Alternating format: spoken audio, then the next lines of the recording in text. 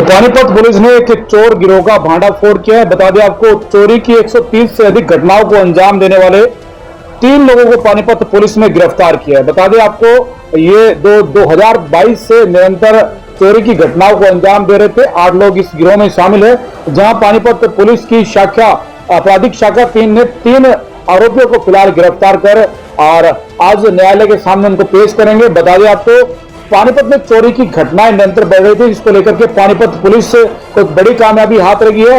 इस पूरे मामले में पानीपत पुलिस अधीक्षक लोकेंद्र सिंह प्रेस वार्ता कर जानकारी दे रहे हैं और बता रहे हैं कि किस प्रकार से घटनाओं को अंजाम देते थे। बता दें आपको, ये तीनों युवक नशे के आदी हैं और नशे की लत को पूरा करने के लिए ये लोग चोरी की घटनाओं को अंजाम देते थे।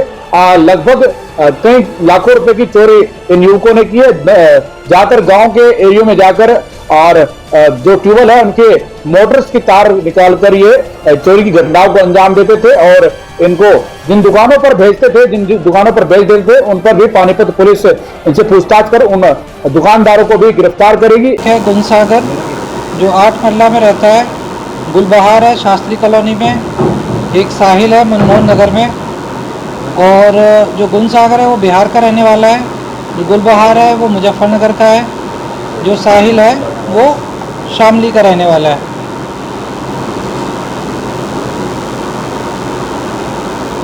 तो इन तीनों से जब CIA 3 ने पूछताछ करी तो पता चला कि ये पूरे ज़िले में और आसपास के ज़िले में इस प्रकार की चोरियां करते थे और इनको डाहर गांव के पास से हमने गिरफ्तार किया है और इसमें ये तांबा और मोटरसाइकिल इनसे भी बरामद हुई है।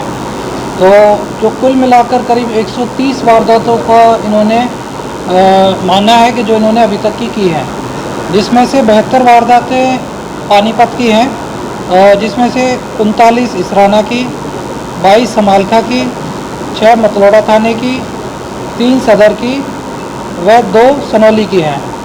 इसके अतिरिक्त करीब 30 वारदातें इन्होंने करनाल और कुरुक्षेत्र में अभी तक इन्होंने अंजाम दिया है। ये 2022 से लगातार इसी प्रकार से चोरी कर रहे थे और ये पहली बार पुलिस की पकड़ में अब आए हैं। पानीपत में इन्होंने पहली चोरी 2023 में की थी। तो जिस मुकदमे में अभी इनको गिरफ्तार किया गया है वो 45/25 मुकदमा है, जिसमें 14-15 ये ट्यूबवेल के तार वगैरह चोरी हुए थे डार गाँव में इसराना थाने में। इनके जो अन्य साथी हैं वो 5 हैं, परमानंद, जमीर, अविनाश, रियाज और अशोक।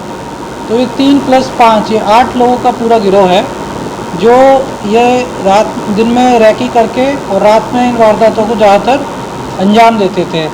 जो 3 व्यक्ति हैं वो बाइक पर जाते थे, इन्होंने एक बाइक खरीदी थी इन्हीं चोरी के पैसों से, और जो बाकी ऑटो से पहुंच के फिर वहाँ पे ही अपने पास बैग वगैरह रखते थे और उसी में सामान ढोकर लाते थे।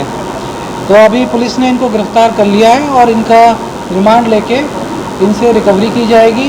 जो बाकी अन्य आरोपी हैं उनको भी गिरफ्तार किया जाएगा और जो टूल्स वगैरह जो यूज़ करते हैं चोरी के लिए वो सारे बरामद किए जाएंगे। हाँ, वो अभी पूछताछ की जाएगी कि इन्होंने कहाँ कहाँ पर सामान बेचा है और उनके खिलाफ भी कार्रवाई फिर की जाएगी। हाँ, अभी तो सारे ही हैं, अभी 8 हैं, 8 में से 3 हमारे पास आए हैं, ठीक है, 5 हैं, उनको भी हम जल्द गिरफ्तार कर लेंगे। तो फिर एक बार पूछेंगे मास्टरमाइंड, तो क्या अभी तो तीनों मिलके ये सारे लोग काम करते हैं। जैसा कि मैंने बताया 2022 से लगातार ये चोरी कर रहे हैं और कोई ज़्यादा पढ़े लिखे भी नहीं है। जो गुनसागर है वो 2री कक्षा पास है, जो गुलबहार है वो 5वीं पास है, जो साहिल है वो भी 5वीं पास है। तो ये लगातार इस प्रकार की चोरियों को अंजाम देके और इसमें जो तांबा वगैरह जो मटेरियल जिसको ये आसानी से अच्छे दामों में बेच सके उनको बेचते थे और उससे पैसा कमाते थे।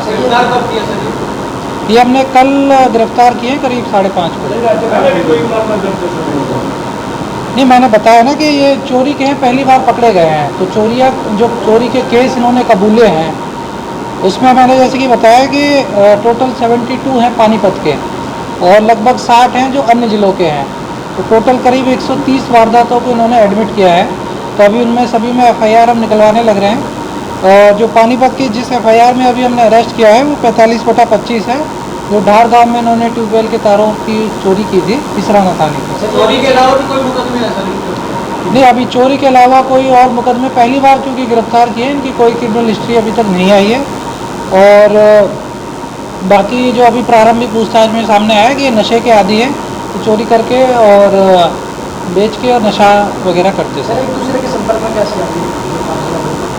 अब ये धीरे धीरे डिमांड पे पूछताछ के दौरान ये सारी चीज़ें क्लियर होंगी। ज़्यादा समाज को ये जैसे कि ट्यूबवेल के जो तार होते हैं, जो हमारी वो पंप वगैरह लगी रहती हैं, उसमें वो तांबा होता है तार में, मोटर वगैरह हो गई, कोई अन्य प्रकार के उपकरण जो इनको खेतों में मिल जाए, उस प्रकार की चोरियाँ ये करते थे। बड़ी चोरी भी सर इन्होंने? हाँ, कोई बड़ी चोरी की है इससे?